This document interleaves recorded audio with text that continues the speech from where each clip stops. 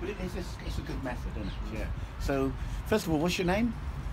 Oz. Oz, Colin. Nice to meet you, Oz. Yeah, you were saying that something, you went back to Turkey when you were 12 and you stayed there. North Cyprus. Oh, North Cyprus, yeah. And then you came back here. Yeah. And how do you find the difference? Are there things that you miss about Turkey? The views are worse than when I left, mate. Here? Yeah, much worse. It wasn't bad like this where you get stuff happening on main road and people filming it and stuff like that. No, man. If it was an issue, it was dealt between the two people. Yeah. Now it's gang on gang, man them on man them. It's silly. Sure. Too much. Was the pace of life simpler then? Was it kind of... I wouldn't say it was simple. It was the same, but obviously it wasn't so in your face. Okay, yeah. You know, it stayed behind doors, behind closed doors. Whatever was happening between the individuals. It wasn't spilling out onto the streets. I know. Which is funny, on the way on the coach up here, I want to get back to Ireland as soon as possible. I've been back here now 6 years, and every reason that I left in the first place is magnified by 10 times. It's that much worse. We were back in Ireland for 12 years. And I don't know, I like the old ways of life, kind of family at the centre, neighbours, not too many electrical kind of things. And since we come back here, it's like my family's unravelling, because, you know, with the mobile phones and the computers and the dress and things like that. And because we're not part of the group, it's really difficult for me to maintain a standard on my own without provoking your children to rebellion, if you know what I mean. If there's more of you there, it's a little bit easier. So it made me think, why would anybody... See, if I was and I do believe in judgment, you believe in judgment. Anyone who believes in judgment will come to a place that's under judgment, if you know what I mean, for the things it can give you.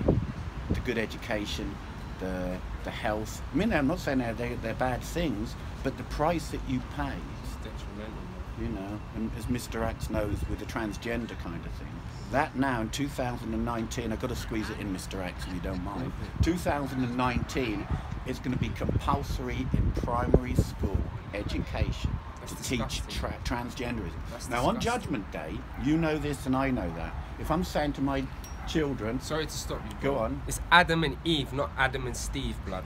For sure, for sure. So on Judgment Day, when God says to you, did you not know these things were going on? And you with knowledge sent your children out there, despite the A levels and the O levels and the money that they can earn and all of these things, if they're not there in paradise with you, chances are you're not going to be there either.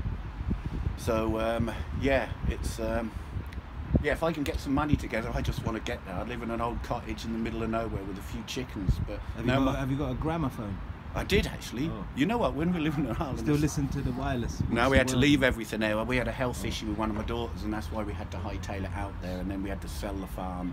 So I've lost everything, but I'm thinking I'm going to keep working until I can get back there, even if it is just a kind of mobile home. Like, you're not married then?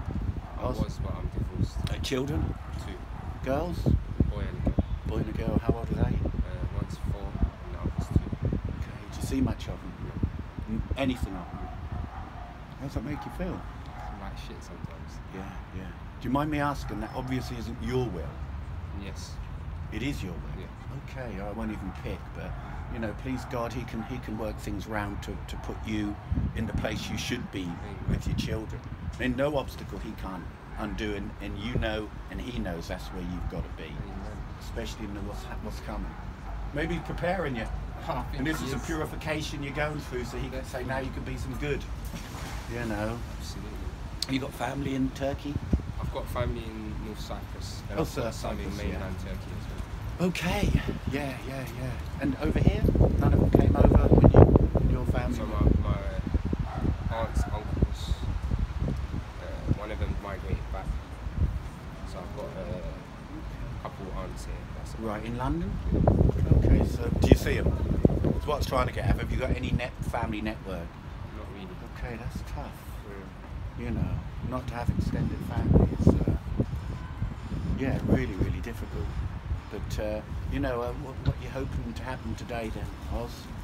Hopefully talk about regards to China and speak about depression and anxiety and other things. Yeah. I know a bit about mental health. I kind of know MistaRax now. I was an alcoholic for a long, long time.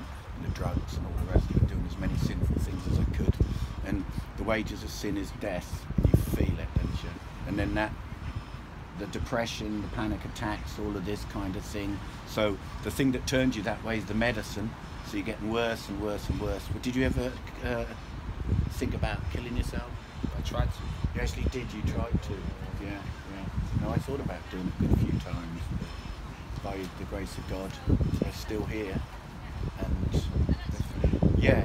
No, that was the kind of thing. If I had got in that state, I don't think I believe in God. But I believe in the devil a lot earlier than I believed in God. The reality is the devil. You've met the devil. You must have. You know, you don't get to the point where you're about to kill yourself or even attempt to kill yourself if you haven't met the devil. I agree with that.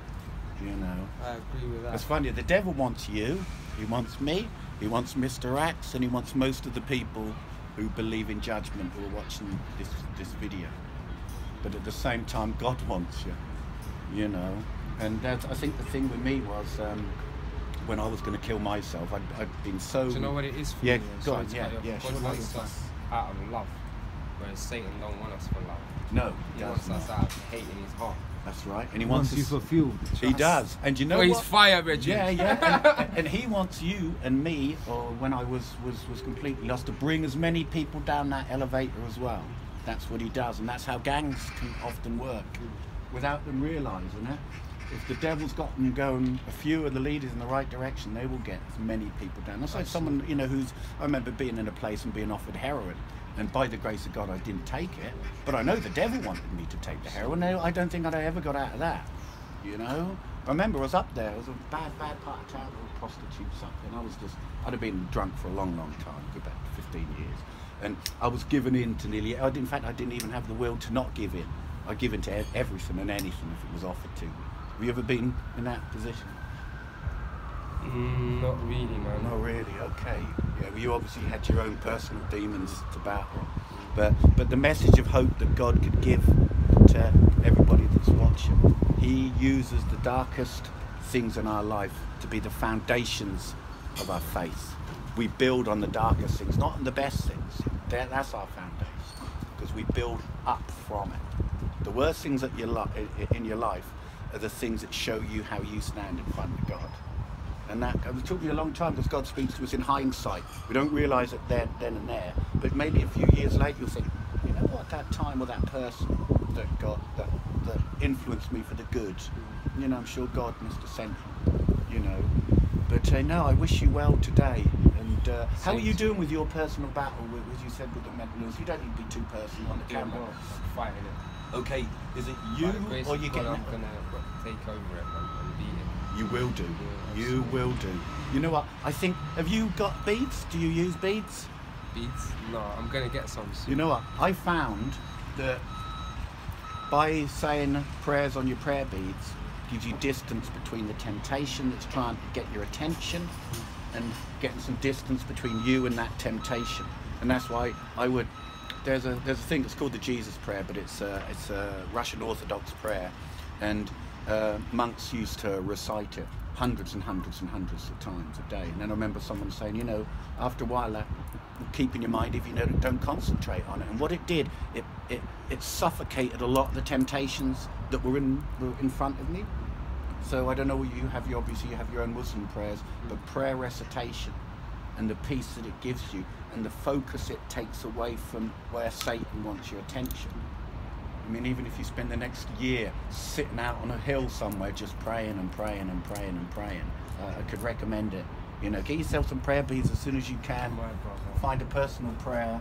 God bless you. Yeah, God bless you. You know what? That and working with, I was going to say it to Omar, working with mentally handicapped people, doing some good, doing anything you possibly can, and prayer. That's the thing the devil doesn't want you to do, but that's like the boot camp that God wants you to be, to prepare you for the next thing he's got in your life. So yeah, prayer beads. Yeah, please go to get some this week. Anyway.